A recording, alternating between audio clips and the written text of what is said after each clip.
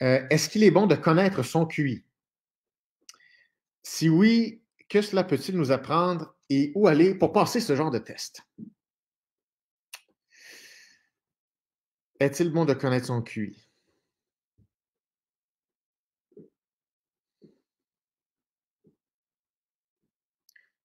Non, non. On vient de se dire que l'objectif des humains, c'est de ne pas être victime. On a besoin de toutes nos armes possibles pour ne pas être victime. C'est de ça dont j'ai parlé, puis je maintiens ça. Donc, on a besoin de croire qu'on peut faire des choses. La survie de l'humain au complet, l'humanité au complet, dépend de sa capacité de croire qu'une personne, qu'un groupe, que nous ensemble, on peut faire des choses.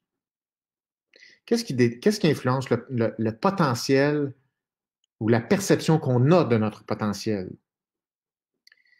Si le QI, c'est le plus grand facteur qui explique le succès pour un humain, point.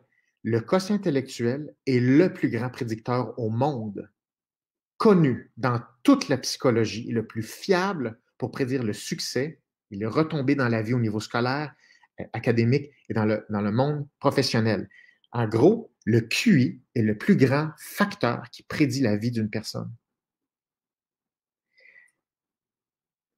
Moi, ma recommandation, c'est ne pas. Bon, si vous avez déjà passé un test de QI, ben là, vous le savez, j'en ai déjà passé un. Je le sais, on fait avec. Et si vous n'en avez pas passé, je vous dirais, comportez-vous comme si vous avez un QI incroyable qui ne demande qu'à s'exprimer par vos actions et par vos efforts et vos rêves. Vivez comme ça, vous allez avoir une belle vie.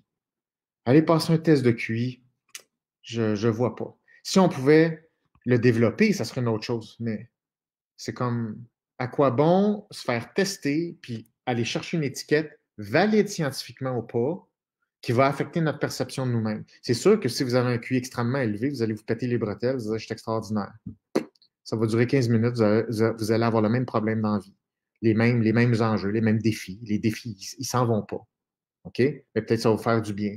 Mais si dans votre tête, vous avez un chiffre en tête, puis vous n'avez pas ce chiffre-là, et vous savez que le QI, c'est le plus grand prédicteur de succès, comment vous allez vivre avec ça, puis ne pas avoir de sentiment d'injustice, puis ne pas vous sentir impuissant ou victime lorsque d'autres personnes vont réussir quelque chose, par exemple, vous n'avez pas encore réussi, je vois vraiment pas le gain. Je vois que des risques.